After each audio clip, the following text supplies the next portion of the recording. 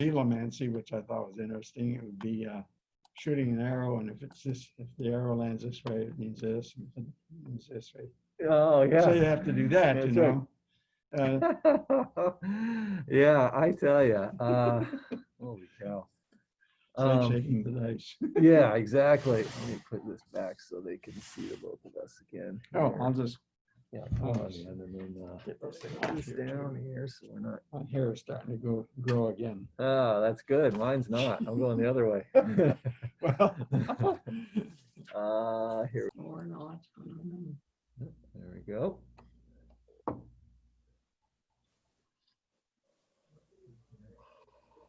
Oh, we do. I don't know. Here we come. hi, Dave. Hey, Dave and Becky. God, I got a good attendance. Yeah. Yeah. I'm just making sure. We'll wait maybe one more minute. I think we might have another. I talked to the Capreros or Carl today anyway, and I think they plan to join us, and so do the Druckenbrodes. So we'll give them just another We're not coming on. minute or two. Let me. We're going to mute for right now. No problem.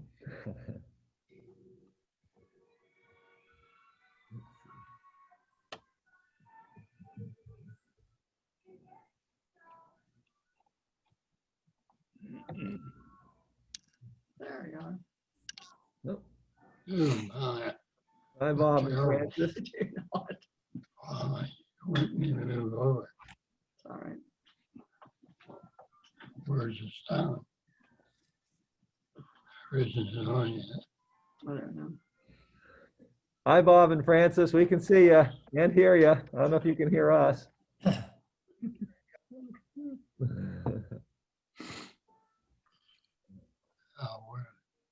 where do I get that? It's on. Oh, is it? Yeah, but it's Yeah. too loud. No, it's fine. Hello. Hello. We got you. It's great to see you. See you. Thank you. Thank you. Nice to see a real person. Yeah. Yeah. Well, or as close to that as we can get, I guess, these days, huh? Yeah. Vassos los, cousin. Yeah. Cousin's talking to you. Cousin, yeah, it's the Kitzmiller relation there. Okay. Well, like I said, I think we've got some others joining us, but we're a minute or two past 7 here, so we'll get started, and I'll keep an eye out here to make sure I'm letting them in if they join or whenever they join. But in order to make sure that we have the fullest time to us available, we'll get started here. It is great to see everybody, and welcome to week 4 of class here, and week 4 of 5. We'll have another enjoyable meeting, I hope, this evening, I trust. Pastor Spomer and I are certainly looking forward to it. And then we'll wrap up next Wednesday here. So we're planning tonight to finish through the end of chapter 1 of Genesis, and then we're going to look at the first 3 verses of chapter 2 next week, because as we'll see, even though when the chapters and verses were added to the Bible, they broke the chapter where they did, the account really doesn't end until we get to verse 3 of chapter 2. So we don't get to the 7th day and all that until we get 3 verses into chapter 2. So we'll work on that next time. But tonight, what I'd like to do, as usual, is just open us with a word of prayer and talk a little bit for a few minutes, just to kind of review what we talked about last time. Then, as usual, I'll put the objectives for tonight up for you to look at and kind of forecast what we're going to talk about this evening. And then I'm going to turn it over, as usual, to Pastor Spomer to dig down into the text a little bit for us, and then we'll talk a lot about that. Dave, yes, are you raising your hand? Yes, when you put things on the screen for an old man, can you Make them enlarge larger? it, please? Indeed. So I thought about that in advance tonight, and I enlarged the font already. Thank And you. when I put it up, if that's still not large enough, I can zoom in and make it even larger. So Thank you I very think much. I think the problem will be solved here this evening, but you let me know, okay? Thank you. Ah, you betcha. All right. Well, let's open with the word of prayer here quickly, and then we'll start talking about our text. Gracious Lord God, as we come together in the middle of another week, we're thankful for the chance to gather over this technology. It is wonderful to see these faces again. We thank you that you've called us in community, and we remember that even during this time when we have to maintain some physical distance. We pray that in doing so, Lord, we are honoring your command to love one another, even though our hearts wish that we could be a little closer and to see each other a little more regularly. Sustain us until those days, and sustain us even now, Lord, by your word. Let the scriptures be open to our hearts and to our minds, or in our hearts and in our minds, and to strengthen our faith in you and our understanding of this creation and your presence in it during difficult days. Lord, give us wisdom to know how to follow you faithfully, to show your love, and to, Lord, to participate in your work of renewal in this world. Bless our time this evening to those ends. And Lord, again, increase our fellowship even over these miles between us. We pray in Christ's name. Amen. Amen. All right, everyone. Well, last week we started the transition, you might recall, from the two kind of halves of Genesis 1. We noted that in Genesis 1, we have 6 days of creation, 3 days of separation or forming, kind of like a sculptor. You might think of separating clay to create a form. God separates light and dark, water from water, water from land, water and air from each other, water and sky. So it's almost as if God's giving a form by all this work of separation. And then we have 3 days where God fills the separated parts, if you like, fills the waters with teeming, they're teeming with fish, fills the sky with flying things, insects and birds, and as we're going to discuss more this evening, fills the land. Well, we're going to talk about all that really starting really this evening. We'll get into that in a little more detail, but we started that transition here from day 3 to days 4, 5, and 6, the filling of all those separated elements. We started last time as the land started to produce vegetation. One of the things we noted last time there that we kind of stressed, and we're going to stress even more tonight, is that in creating, God bestows, if you like, upon creation the power to create. So we have to kind of break free of just thinking of God's work of creation, just God sort of making inanimate things over here and some animate things over there, and then that's it, done, complete. In creating, the text indicates itself that God allows, or in fact invites, creation into the work of creation. I had a professor who used to say it this way. He said, creation takes part in further acts of creation. Creation takes part in further acts of creation. So God makes the earth and then says, let the earth produce vegetation. So the life that comes up from the earth, the ground, the tomatoes that we enjoy eating, the fruit trees, that the earth is producing those things. The earth has this power to bring forth life in it. And then as we're going to discuss tonight, the earth has this power even to bring forth what we call, sometimes the Bible translates as souls or ensouled creatures. We sometimes just translate as animals as well, but the idea is we're going to see the let the land bring forth these living creatures, if you like, that are not just the vegetation. And so that taught us a couple of things, or we suggested, or we were encouraged to think about a couple of things. One, in terms of living in a world where there's disease and brokenness and pandemic, we're reminded that the power of life is all about us, that God has not abandoned, didn't just create a world and just let it go and sort of slowly deteriorate. I'm working on painting my house right now, and I'm reminded that oftentimes the things that we build, they're dying the second we make them. I mean, you take your car off the lot and it's losing its value, right? I mean, the rust is starting, whether you see it or not. The paint is fading, It's just the way it is. The plastics are hardening. The rubbers are getting brittle. I mean, that's just life for us that when we make things. But when God makes the world, it's not like that. God endows the world with this power to bring forth life so that when there is destruction and death in the world, we actually expect now to see life come out of it. Wildfires are raging again in the West, and it's tragic and terrible. And we do want to think about ways in which maybe we're participating in the intensity and frequency of these by our behaviors. But we're still not without hope.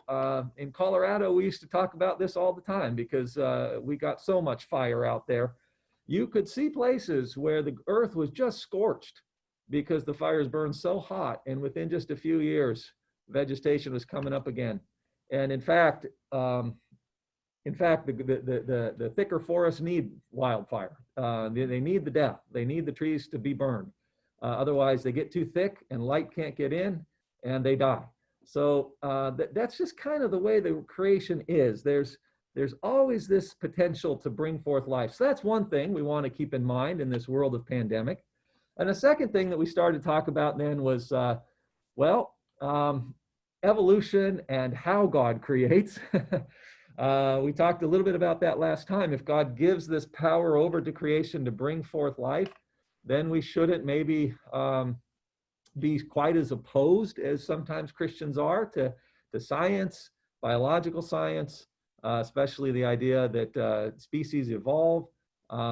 Maybe in fact, the work of geneticists can help in it. We can look at these fields like genetic engineering, and we can find even some hope that what we're doing when we're exploring this kind of science is actually just sort of coming alongside the work, the life-giving power in the world. We're I don't want to say harnessing it, but we're getting involved with it.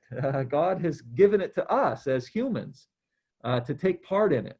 And that's then where I want to transition to what we're going to talk about a little more this evening, because the creation account then culminates as creation is given this power to bring forth life. What creation in particular? Well, we got the earth bringing forth life, but we get this sort of like crescendo moment, if you will, when the humans are created. And that's what we're going to talk about tonight. The human. Here we have someone now in the image of God himself who can kind of look at all the rest of the world and reflect on its place, its beauty, what God wants for it, and then willfully, not just by instinct or some kind of latent power within us, but by choice, by self-determination, we can act in favor of what God has shown us to be God's will in the world. Or, as we'll discuss, we can do the opposite. We can set ourselves against it, and we can therefore contribute either to the coming forth of life or to the destruction. And of course, anyone who knows human history knows that there's been plenty on both sides of that, contributed by humans.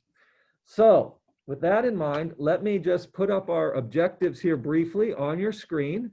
And then I'm going to invite someone, if you've got your Bibles, Pastor Spomer and I have been reading the verses that we're going to look at up till now, but maybe one of you would be willing tonight to do that. So let me show you our objectives first, and then we'll read these verses. Maybe I'm just going to ask someone to read them for us. So here you go. So we're going to see a couple things here tonight. And I hope this is, Dave, does this look large enough, or you want it? Okay, all right, good. We're good. So we're going to see some things tonight. We sometimes think of sort of life on earth down here. It goes about its thing, and then we've got stars, sun, and moon, and the heavenlies up there, and they kind of do their things. Well, in the Genesis 1 account, as we're going to see, there's a kind of interconnection between the movements in the heavens and what life is doing here on earth. And I'm going to let Pastor Spomer talk a little bit about that actually here in just a few minutes.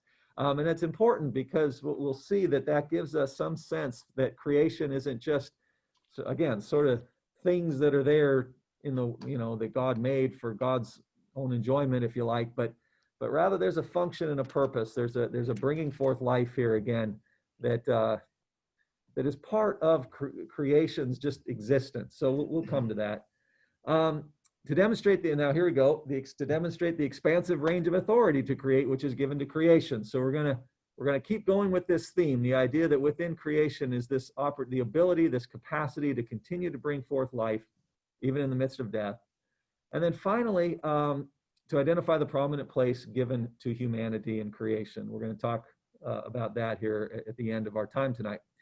And what we're going to try to do is continue to come back to a central theme here tonight. The God of Genesis 1 compassionately cares for the life that he creates. Sustaining life is integral to God's work of creating, not just by preserving its current form, but by endowing it with the potential to adapt and be transformed. So as we talk about this idea that in creation, the power to bring forth life is always about us, we are struck by the fact that God doesn't just make a world and then sort of freeze it like a picture, don't ever change.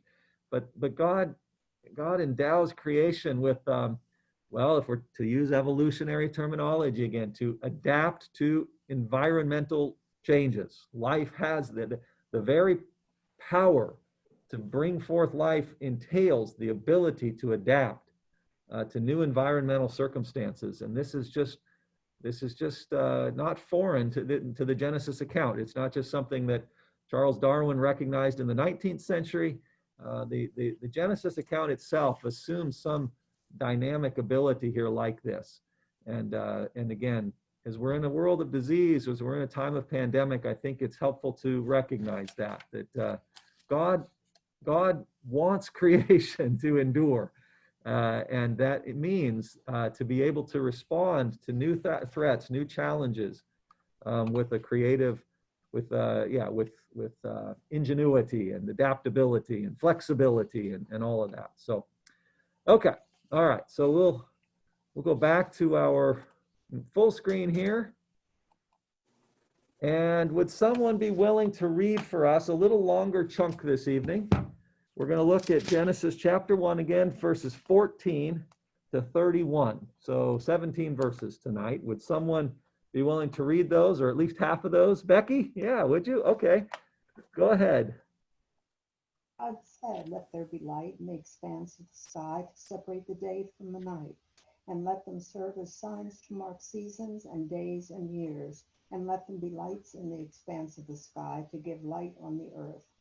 And it was so. God made two great lights, the greater light to govern the day, and the lesser light to govern the night. He also made the stars. God set them in the expanse of the sky to give light on the earth, to govern the day and the night, and to separate light from darkness. And God saw that it was good. And there was evening, and there was morning, the fourth day. And God said, "Let the water teem with living creatures, and let birds fly above the earth across the expanse of the sky." So God created the great creatures of the sea, and every living thing and moving thing with which the water teems according to their kinds, and every winged bird according to its kind. And God saw that it was good. God blessed them and said, "Be fruitful and increase in number, and fill the water in the seas, and let the birds increase on the earth." And there was evening, and there was morning, the fifth day. And God said, "Let the land produce living creatures according to their kinds, livestock, creatures that move along the ground, and wild animals, each according to its kind." And it was so. God made the wild animals according to their kinds, the livestock according to their kinds, and all the creatures that move along the ground according to their kinds. And God saw that it was good. Then God said, "Let us make man in our image, in our likeness, and let them rule over the fish of the sea and the birds of the air, over the livestock, over all the earth, and over all the creatures that move along the ground." So God created man in his own image. In the image of God, he created him. more? Yeah, yep, until verse 31. 31. Yep. He created them, male and female, he created them. God blessed them and said to them, be fruitful and increase in number, fill the earth and subdue it, rule over fish of the sea and birds in the air, and over every living creature that moves on the ground. Then God said, I give you every seed-bearing plant on the face of the whole earth, and every tree that has fruit with seed in it. They will be yours for food, and to all the beasts of the earth, and all the birds of the air, and all the creatures that move on the ground, everything that has breath of life in it, I give every green plant for food. And it was so. God saw all that he had made, and it was very good. And there was evening, and there was morning, the sixth day. Thank you very much, Becky. So just very briefly here, I'm going to turn it right over in just a second to Pastor Spomer. But again, here, so we've got days 4, 5, and 6 here. And now we've got the filling that I was talking about. So God separated the light from the darkness. And so what does God do? Well, here are lights to govern that. So fills the lightness and the darkness, if you will, with something to regulate them. God separated the waters. So what does God do now? Fills them with creatures that swim. Separate the water from the sky, puts creatures in the sky. Separates the waters from the land, puts creatures in the land. And so all the things that got separated are getting filled. And then the high water mark, if you will, of the filling, let us make humankind in our image. In the image and likeness of God, mankind is made. And then God sees, we see now that it's not just good, but everything is very good. It's a final statement. We might remember there are 7 times and God saw that it was good in Genesis 1. This is the 7th, and it's kind of like a punctuating statement. It is very good. So with all that in mind, then I want to turn it over to Pastor Spomer, and we'll dig in a little bit. And he's going to talk a little bit about this first objective, again, that we've got tonight, this kind of interconnectedness, the movements in the heavens and life on earth, so that we don't just, when we talk about sun and moon, we think, sure, I know what those are. They big lights in the sky. Well, yeah, but there's much more to them, as we're going to see now. So, Pastor Spomer, enlighten us with your wisdom, please. Well, such as it is, it'll be day 4. All right. And that's what today is, isn't it? Day It is, 4. day Yeah, 4. It fits pretty well. Yep. And of course, on day 4, if we're trying to learn the story, it's pretty easy to say, well, sun, moon, and stars. And that's day 4. It's not nearly as complicated as everything else. And as Becky was reading, the first thing that you heard was that as soon as the planning session that God has, let us do this, and figuring out what they want, what he wants to do, they want to do. Us, yeah. He has a task for these orbs that are going to populate the dome. And here it is. It says, let them separate the day from the night. That's the first thing you hear. And then you say, now, wait a minute. Verse 4 says, God separated light from darkness, and it was done already. So Why are we doing it again? yeah. So we run into this once in a while as we're reading. We say, now, that doesn't quite jive. So Pastor Aaron has developed an expression for that I think is very helpful. He says these events are what we might call integrated events. And you want to talk about something first, and you kind of put it in order in the way you're going to talk about it, but it turns out that they all kind of happen together at the same time. They're not sequential. So if we can bear that in mind, that helps a little bit. Sometimes I look at this and I say, I think I could have done a better job of writing this. And then I realize, hey, but wait a minute, I would throw all my own biases into it, and let's just take it the way it is. So that's what we find is happening. There's another kind of non-sequential thing here, and that is that there's vegetation on the previous day. And we like to think that vegetation could not exist without the sun. Well, so I would have put that in there, you see, but that's immaterial. It doesn't really make much sense.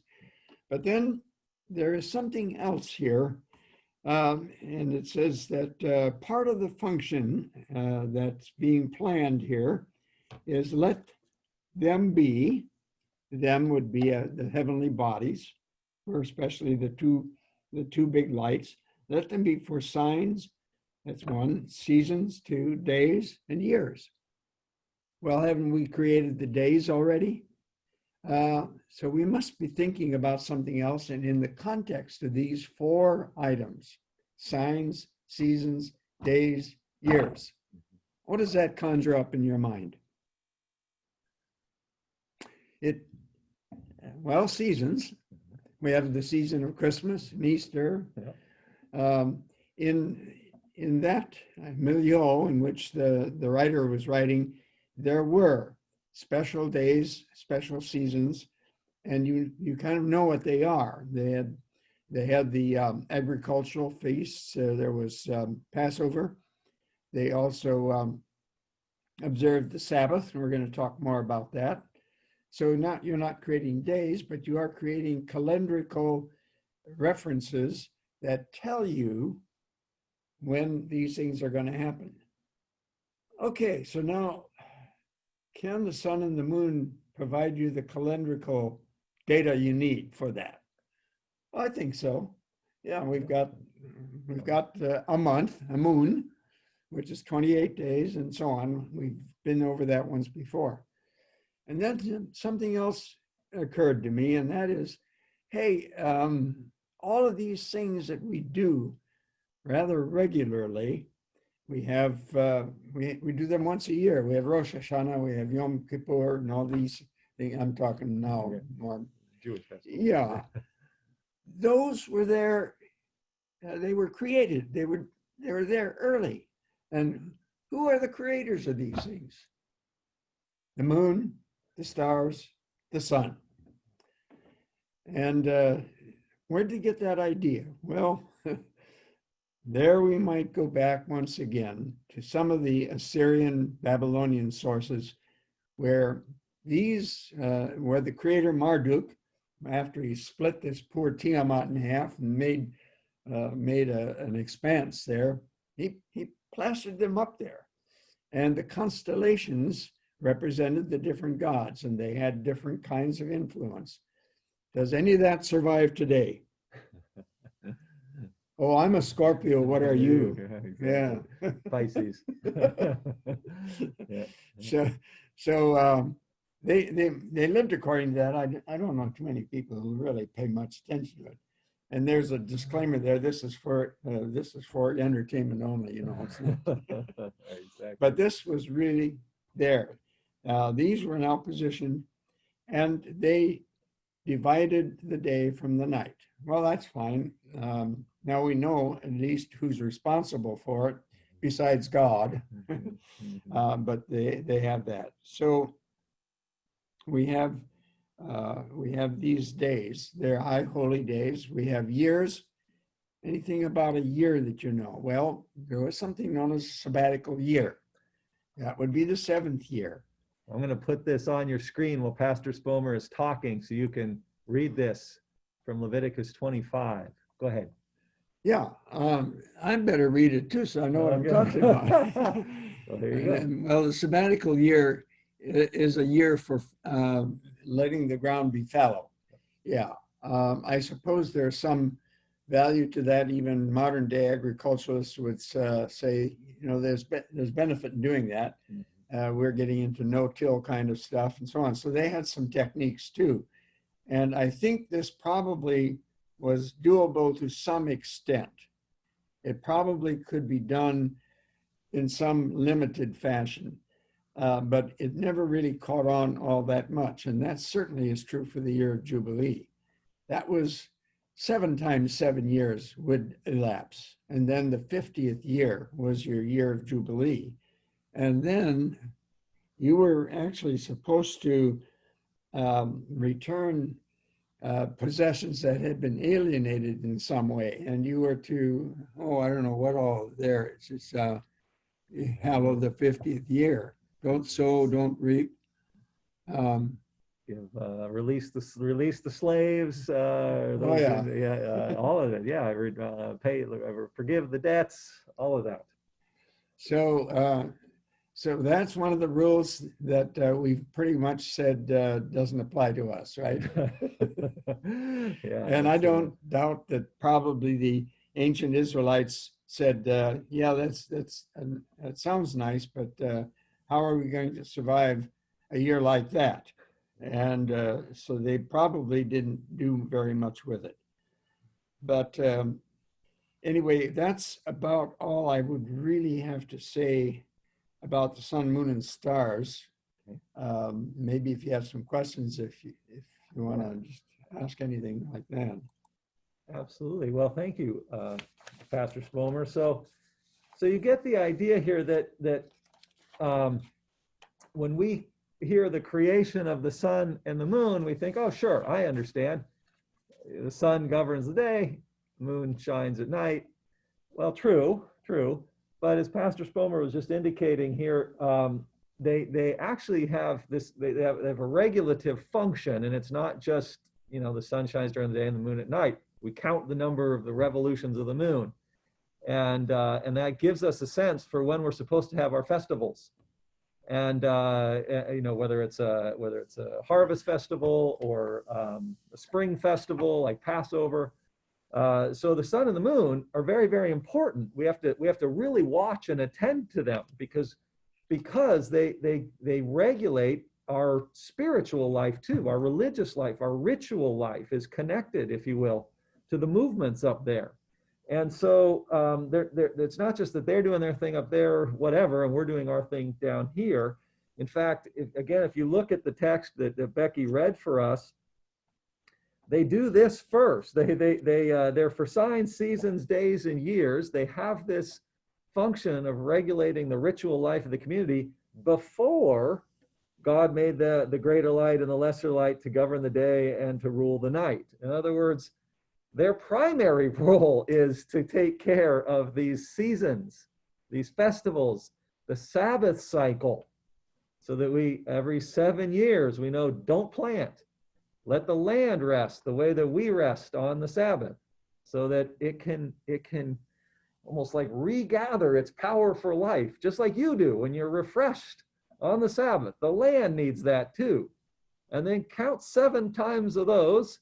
You get to the 50th year, and it's like, let the whole world stop and just sort of regather its power of life. Let the land be fallow. Let the servants go free. Take the land that someone bought from this family over here so they could expand their crops.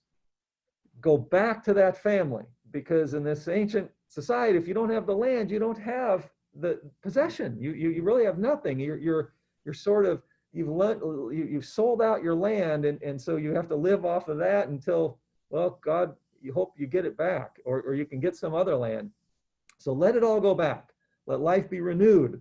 Let it be restored. Let it be refreshed again every 50 years. So all of that seems to be actually kind of functioning, if you like, in the mind here of the author of Genesis 1, that the sun and the moon are connected to the way life here on earth is supposed to function. And again, I think that's important as we're talking about life coming out of the darkness, if you will, or the darkness of night has its time, the rest period has its time.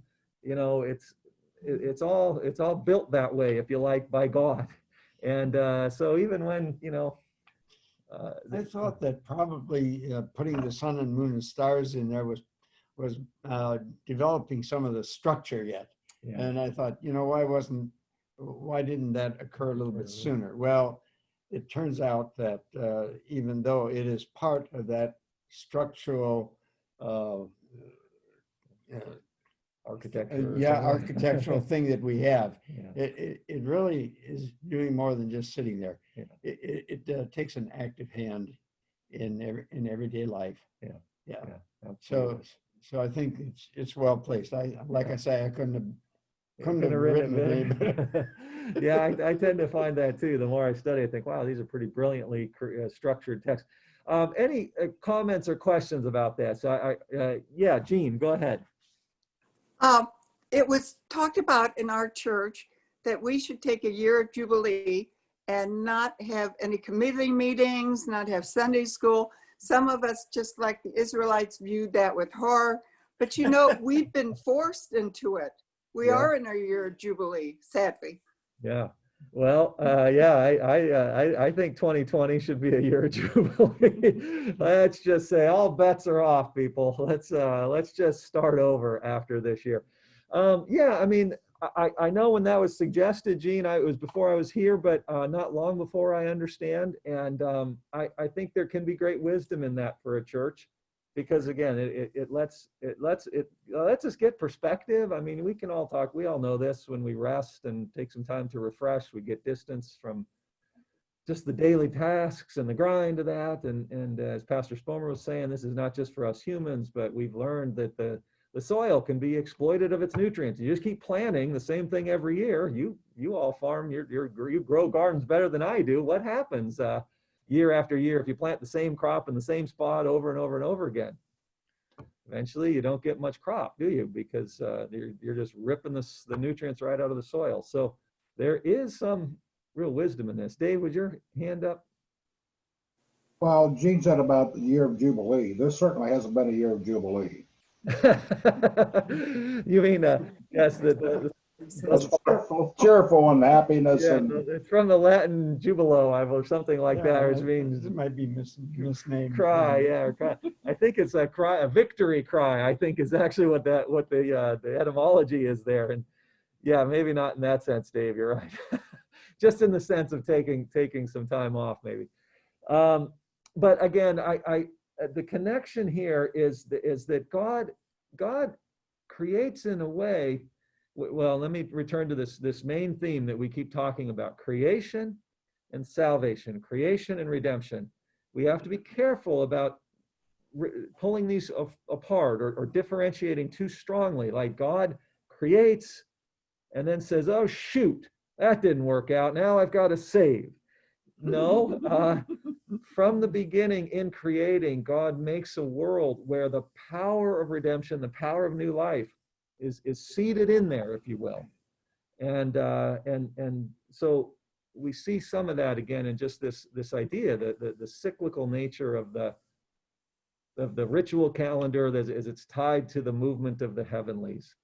That's the main point I wanted to make with that. So again, when we're living in a time of pandemic, we shouldn't be without hope. We shouldn't despair, if you will, that, oh my, here it goes. Now the rust is finally taking over the car. The undercarriage is going to drop out here anytime now, because that's what happens. You make anything and it just dies. That's not the Christian hope, because we still have good reason to believe that God is present and compassionately concerned to bring good and vitality in life, yet still. Okay.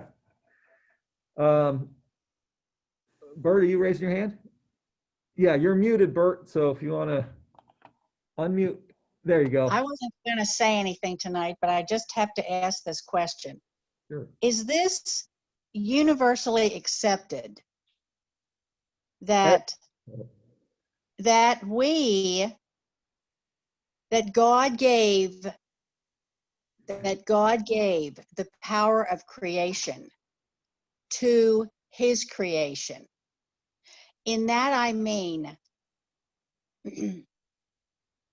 I know it says in the Bible, seed-bearing plants and trees on the land that bear fruit with seed in it, according to their own kind. But in my very plain mind, God makes all that happen. Like my flower beds, the daffodils come up every year because God does that. Not the daffodils don't do it. My children, God made those children. Paul and I sort of started it, but he's the one that made them. He's the one that, he's the creator. And I don't know whether or not that's naive of me or what. Well, Pastor Spomer has reminded me of this term I like to use, integration. So I don't know that they have to be opposed. Separate. Separate. Yeah, I don't know that. You know,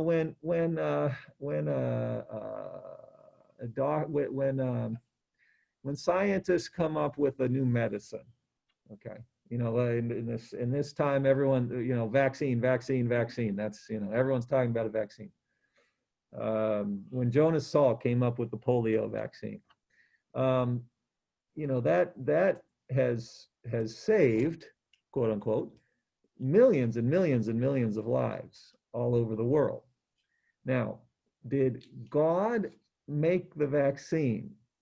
Every time it's administered, is God sort of manipulating the immune cells to recognize this as a threat and outnumber it and create and become stronger so that they can get it out of the body? Or is the body doing that, if you like?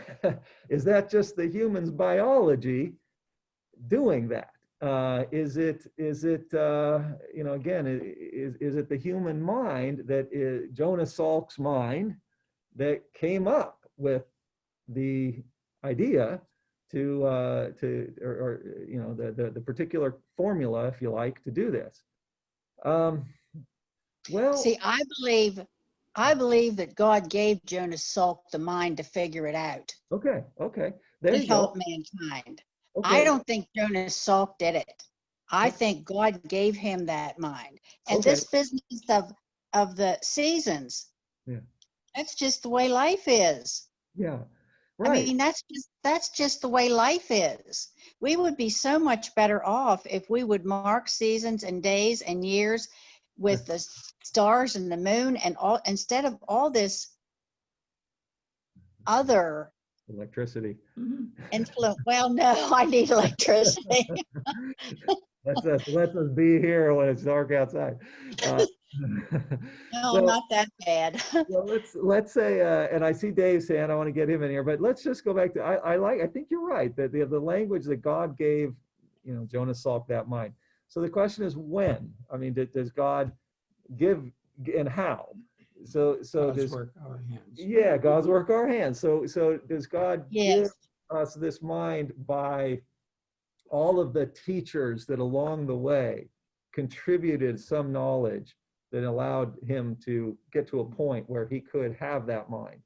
And might God's hand have been in that process all along? Sure. Sure. God's hands in everything. Right. And that's a different thing, though, than saying, well, here's Jonas Salk, just like, you know, the next Joe Blow down the street, so to speak. And God said, here, plunk. Oh, I'm gonna no, put this in my-" no. Right. We don't. Yeah. And then It's a process. yeah. And I think that's the idea, Bert. I think that I want to kind of, when you asked, is this universally accepted? I do think that we're getting into what we call the doctrine of providence now, and there's a relationship between creation and providence. So God makes, and then God governs what God makes. And then we ask, well, how does God do that? And most would want to avoid the idea that God sort of is like going along and saying, I'm going to zap something in the world here now. I'm going to make a miracle happen.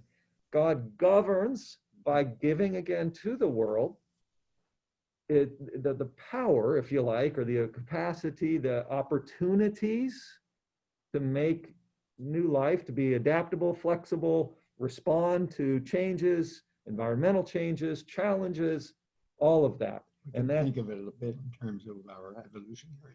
yes, exactly. Yeah. Yeah, that's Yeah. just it. Pastor Spomer said we can think of this in terms of our evolutionary heritage. And that's what I want to do with our second objective tonight, is connect this to that. So we can, when we're saying that God gives this capacity to adapt and change, well, that's even on the cellular level or on the subcellular level, right?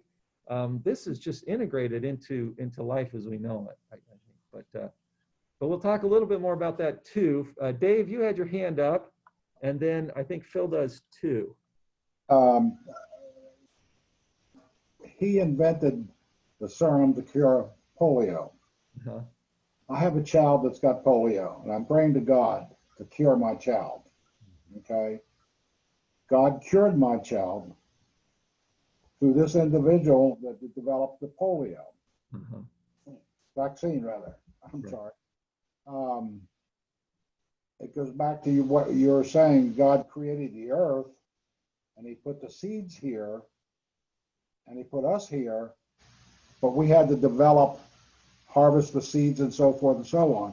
So is God not curing my son with polio through the Vaccine. Vaccine. vaccine? Yeah. Uh-huh. So I don't know if that makes sense or not. It does, Dave, and I think that's just the idea that some you all know how this works. You can try to exclude God, if you will, from life as we know it by saying, well, all the stuff that we used to just look to God to do, heal my child, now we look to scientists and doctors to do. But many people would say, well, no. When Christians are praying to God historically, they're not just looking for God to just pop in out of the sky. They're looking for God to use whatever means God will use to bring about whatever change it is that we need or ask. Intervention. And this goes all the way back in the ancient church. Augustine, the bishop of Hippo in the 5th century, very famous, very voluminous writer. He wrote a bit about this idea, and he was concerned actually about the way that we often think of miracles, because he kind of thought it's offensive to God, because we think of miracles as like violations of the creation as God made it. And Augustine thought, well, boy, that's a pretty low view of God, that God, couldn't make a world that He didn't have to come back into and fix all the time. And so Augustine always kind of felt like we can't think of miracles. They may violate the natural order, if you will, the way we understand it, but we have to confess that they don't violate the natural order the way God understands it. Because if we do, then we've got God all messed up. God's either very short-sighted or very limited in God's creative ability, because He has to keep coming back like a handyman and working on His product here. And that Augustine thought that's very offensive to God. So I don't know. That might help too. The idea here is that God, from the early church, Christians have often, not always, but often, tried to understand God's saving miraculous activity in terms of God uses the stuff of this world to bring life. So I think, Phil, you had your hand up, and you're muted, Phil. You're muted. Yeah, and then Bob's hand is. Hang on. Okay. There you go. The verse that stands out to me is that man is to subdue the earth and take control of it. Uh-huh. And so, some would say that we've gone too far with technology, but it's all part of God's plan for us to subdue and take control of the earth. Okay, excellent point. We hold that thought, and everybody keep it in your mind, because we're going to come to that next. I think we'll jump right to that. Oh, I'm sorry. Nope, you got it. We're talking about our second objective right now, so we can kind of move from that into our third one, which is to talk about the role, this very prominent role that the human has. And I'm going to turn it back over to Pastor Spomer here in a minute to get us into that a bit. But Bob, I think Bob, you had your hand up, right, and you're muted. Yeah, Bob, can you unmute yourself? So at the bottom of the screen, Bob, you should see a microphone on the bottom left. If you drag your cursor down there, and it says mute or unmute. And if you can't find it, I know Don can help. There you go. Can you hear me? Yep, go ahead. Yeah, Okay. we can hear you. Well, when I was working growing up, when I was 18 years old in Chrysler's in Detroit, at lunchtime or just before we were ready to go home after a night shift, guys would ask me questions, knowing that I was a ministerial student and so forth. And one of the questions they asked me, can God make a stone so big that he can't pick it up? I think that all that happens is our cooperation with codes that exist, formulas that need to be followed, and procedures that have to be considered in any of these things, particularly when we're talking about creation, which happened not in the twinkling of an eye, as we probably think, but in over a period of years. Several years ago, I saw an article that said in one of the Hawaiian Islands, down where there had been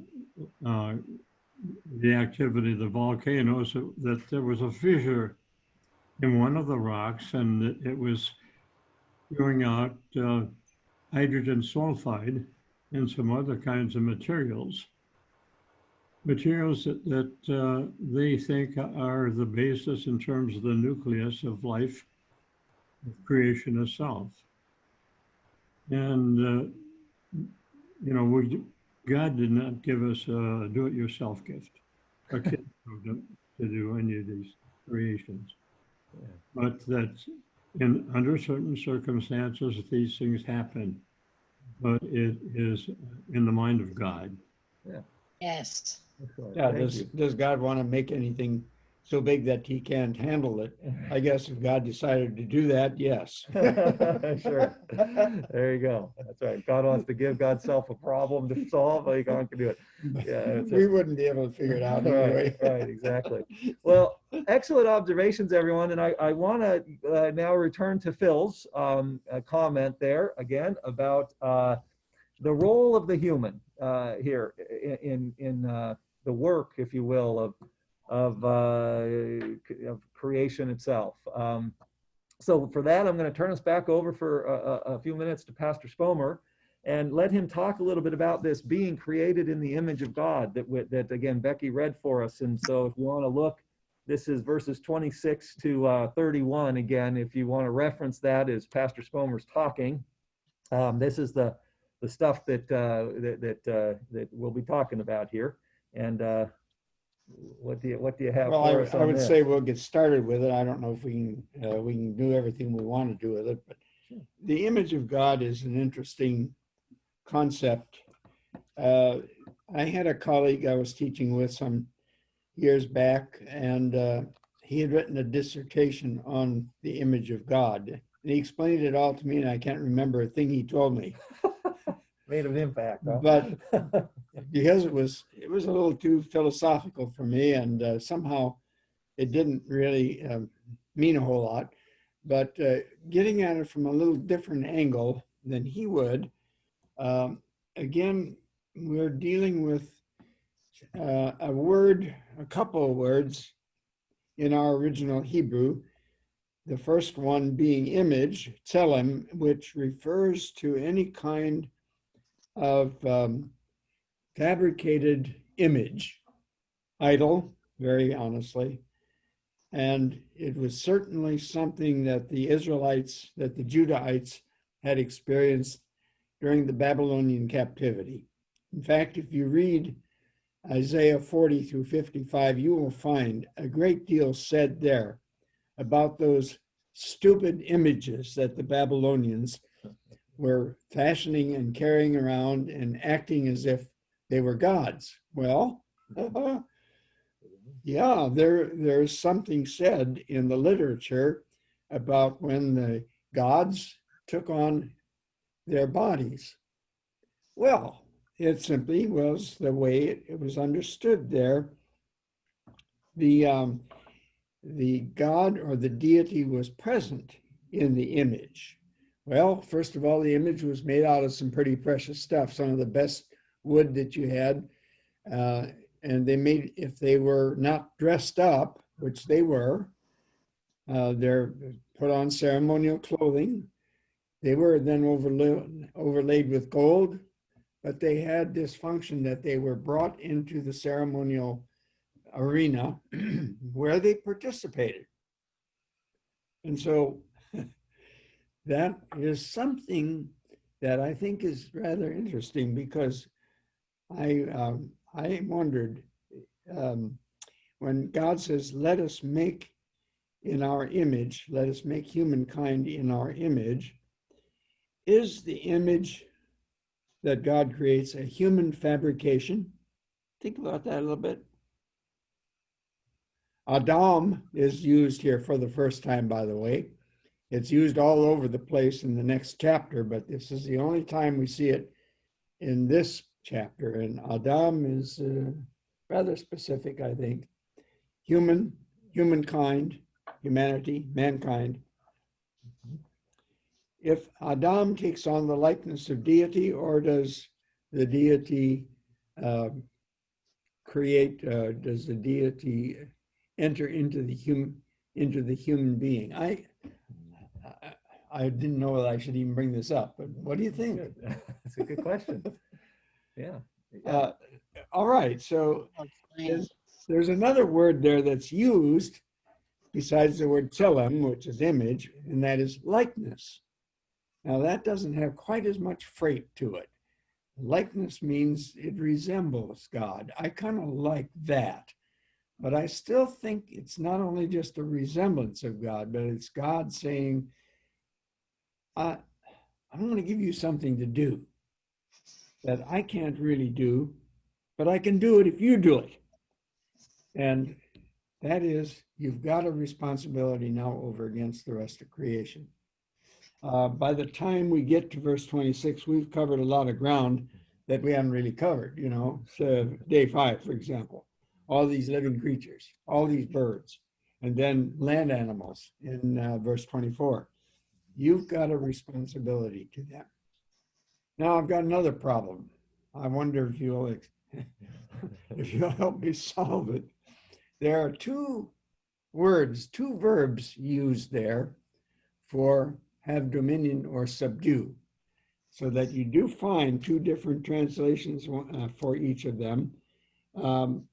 Fill the earth and subdue it, and have dominion over the fish of the sea.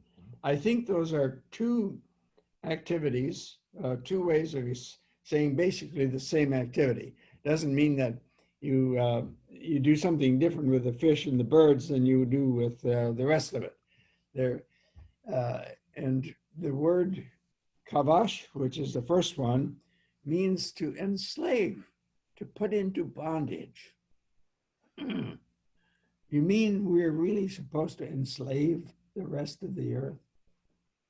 Well, give me my gun. I'm going to go out there and do some big game hunting. Yeah, right. Cage up the animal. I don't know. But the other one is have dominion, which I think does have more of a rulership responsibility. So what do we do with that? Help me out. Okay. All right. If we can solve it. I just kidding. So thank you again, Pastor Spomer. So a couple of things to highlight there and we should, I definitely do want us to talk about. So I think it's very helpful to hear this background. The idea in outside even of the Hebrew culture is that you have the gods whose sort of presence is among us in these images that are manufactured out of precious materials, and of course they would be because they're befitting a deity. But the Hebrews, the Israelites, of course, they aren't worshipers of the gods. They are worshipers of the sole God, or at least early on the greatest one, Yahweh. And so they have no room for these images. In their account, humankind itself is the image of God.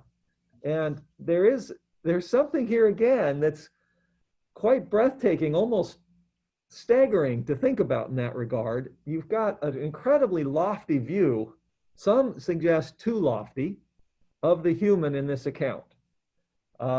Critics historically of the Christian faith have contended that there's too much, that humans are not this important. I think Jim mentioned last time, E.O. Wilson, the Bees. scientist of yeah, exactly, that has remarked, and I've seen many people make this same observation, that the other creatures would survive just fine without humans, but none of us would survive without the ants or the insects. And so what we think of as the lofty role of the human is actually distorted.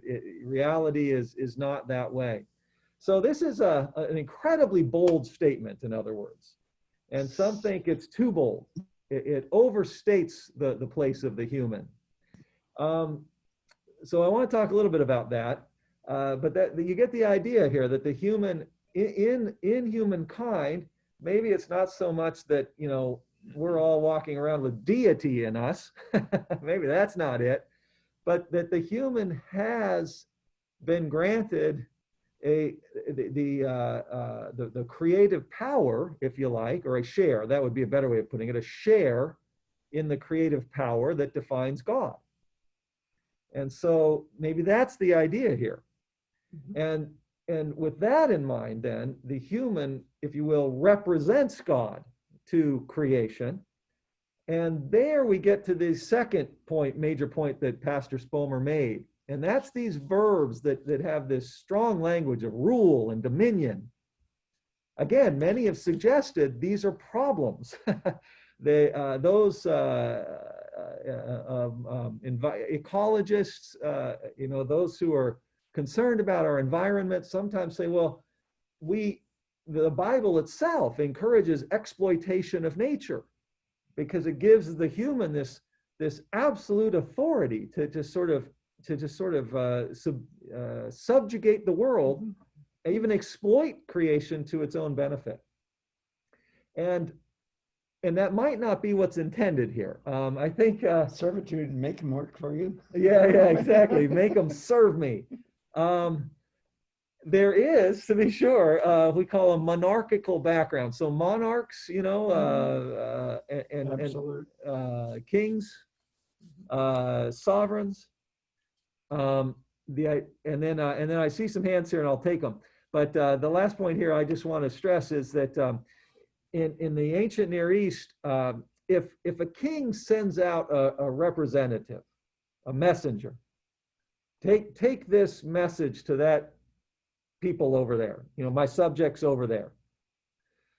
The messenger is to be treated with respect befitting the king, because the messenger is representing the will of the king to this people.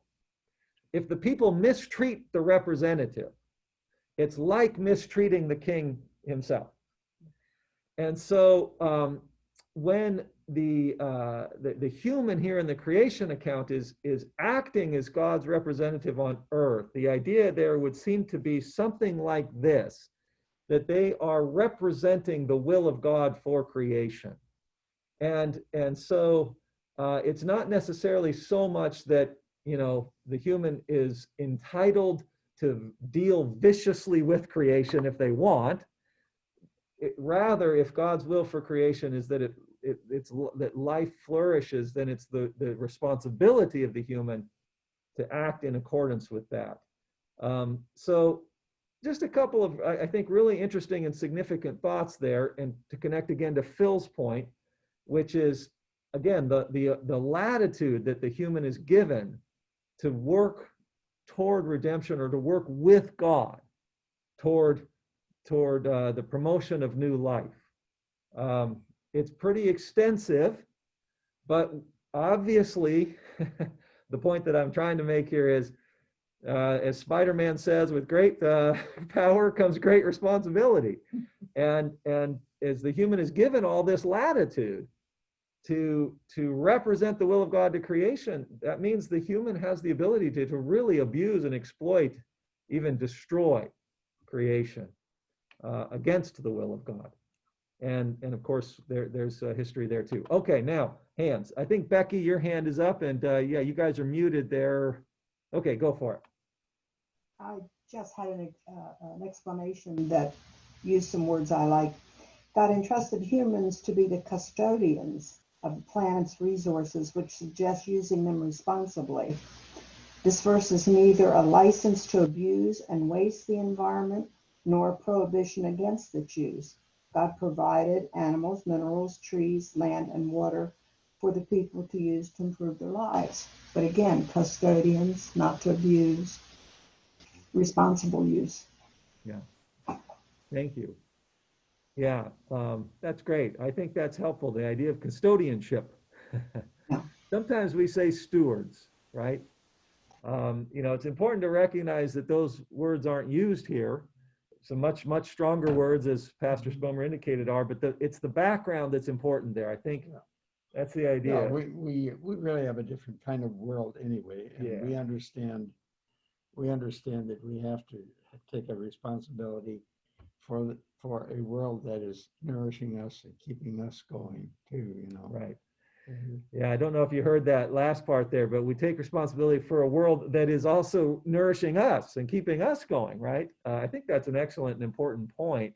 And it does connect back to what we've kind of moved somewhat quickly past here tonight. And that is, again, in verse 24, and God said, let the earth bring forth nefesh hayah, living creatures. Sometimes, again, we say like living souls even. The earth is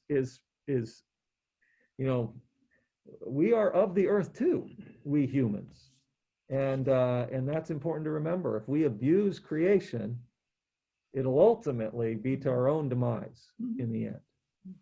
It won't just be to the demise of the animals. But again, as Becky read early on, the command is given to these creatures, be fruitful and multiply, be fruitful and multiply. And then when the human comes along, it's be fruitful and multiply and fill the earth and subdue it. So the idea is be fruitful and multiply for the sake of exercising some kind of custodianship, maybe, over everything else that has been fruitful and multiplied. Everything else has been being fruitful and multiplying. You do it too, but so that you can bear some kind of creative intention, if you will, to all the rest of this. And the idea, of course, is that the human alone exhibits this kind of reflective capacity to be able to assess the interrelationship of life in a way that we've discovered that we have really done some damage. Yeah. And that's not really reflected here. But once we have come to that conclusion and we have understood that we are depleting things that we really need to be able to survive. Yeah. That's why we can understand some of these directives that we receive here in other terms other than the way they were presented in those days. Yeah, right. Yeah. Right. When there weren't as many people on the earth, and when wild animals were all over the place. And yeah. Yeah, you can imagine if you're in these societies, pre-electricity, darkness, who knows what's prowling around in the dark, right? And, wild cats are out there and they actually do harm and kill people. And it's a bit more of a kill or be killed kind of a world. And so the idea would be, well, you know, in the ancient Near East, kings, when they ruled, they did so often pretty ruthlessly, pretty viciously, to suggest that the human is acting on behalf of the king of the world, and that means rule over its creatures. Well, of course, in an ancient Near Eastern context, yeah, of course you would. You know, when a king captures another people, they're not, well, they're there. They send them to exile. They force them into labor. You know, that's kind of expected. And so if the human is functioning in that role, some dominion would be expected. But the idea is, well, really, again, in that context, then what's being commanded here? Well, it's not exploitation. It's, again, you know, have God's perspective, I guess, bear God's perspective on the world, to the world. You alone can do that. And we have to keep learning it. But yeah, I don't know. I guess, you know, even other really intelligent creatures are not able to sort of reflect on the way that if I do this, here is the chain of consequence across all these other species. Yeah, that doesn't always. Doesn't factor No. except in our thinking, right? But that's where we have the capacity to be custodians or stewards. But anyway, Phil, use your hand up again. Yes, in regards to this dominion, the Lutheran Study Bible says God shares power with the human. Having dominion is understood as caregiving, not exploitation. To subdue implies that God's creation was not perfect and continued to need work. I found that interesting. Yeah. Not quite perfect. Well, I think that's exactly it, and something we'll talk more about next week, certainly. What, you know, the thrust of next week's meeting is really to focus on that very issue. The idea that God, okay, has created the world, and yet the world is not yet what God intends for it. And how do we reconcile those two? There is this paradox at work. Pastor Spomer has pulled out the objectives, and I wrote somewhere in here, oh, here it is. Our main theme for next week, just a forecast. At the heart of the creation story in Genesis 1 is a paradox. God's work is finished and not finished. And so we'll talk more about that next week. But before I forget then, since we're already sort of forecasting, I do have a homework assignment for you this week. Other biblical authors have picked up on the significance of day 7 and God resting from God's own work, you know, and you know, that's a striking idea that God rests. But in any case, I would like for you to read for next time, Hebrews chapter 4, verses 1 through 11, because Hebrews 4, verses 1 through 11, because that New Testament author is going to try to connect some of these dots for us here, connect the rest that God enters into on day 7 with the redemption, the bringing forth of new life that God effects in the world, ultimately, of course, in Jesus Christ. So, in other words, God's work of salvation, historically, and God's rest in creation, the author of Hebrews is going to try to draw those together for us to show again, as we've been discussing, that we can't pull them apart too much. They're maybe different aspects, if you like, of a kind of single purpose that God has, pardon me. So Hebrews 4, verses 1 through 11, and then if you like, in order to understand what the author of Hebrews is referencing, you might also look at Deuteronomy chapter 1, verses 26 to 38. Deuteronomy 1, verses 26 to 38. So I can just tell you, to provide a little background, what's happening in Deuteronomy 1 is that Moses has finally brought the Israelites to the promised land. And for several chapters, Moses is going to remind the Israelites, let's just recap what's happened over the last 40 years, you guys. Remember. And he's going to start here in chapter 1 and say, now, do you remember that when we got out of Egypt, God brought us right over here to the foot of to the foothills, if you like, of the promised land. We were ready. And guess what? We chickened out. We didn't trust God to get us in there. And so what did God do? Well, none of you are actually going to get in. God took us back out into the wilderness and he said, other than Caleb and Caleb's family, no one is going to actually get in to see the promised land. And that includes me, Moses reminds them. I only get to see it. I don't actually get to go in either. And so what the author of Hebrews is going to do, he's going to remind his readers, you didn't get to enter God's promised rest. Some of you didn't get to go in. Remember our ancestors that didn't get to enter God's promised rest? Well, guess what? The invitation is still open. It's still possible to enter God's promised rest. We can do this by faith in Jesus Christ. And that's what, by the way, the author of Hebrews is going to say, that's what that whole thing of the seventh day is all about. God entering a state of rest that he then invites creation, if you like, into. And God's work of redemption is therefore bringing creation into this state of rest through Christ. So we'll talk more about that next week, but there's a little bit of a kind of general overview for you. So please read Hebrews 4, 1 to 11, and then you might also look at Deuteronomy 1, 26 to 38. And then Psalm 95, incidentally, recaps some of the same stuff. So if you would like for your devotions to read Psalm 95, I encourage you to have a look at that too. And then you'll be well prepared for our conversation next week. All right, are there any final observations or comments or questions for this week as we wrap up our time together tonight?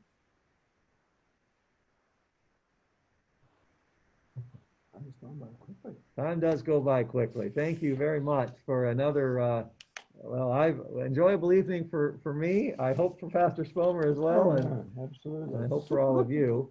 And I will enjoy one more week here next Wednesday. So looking forward to that conversation then. If there's nothing else, blessings to you the rest of this evening and the rest of your week. Thank you. Okay. Thank you. All right. Thank you Good night. all. Have a great night. Good night. Night.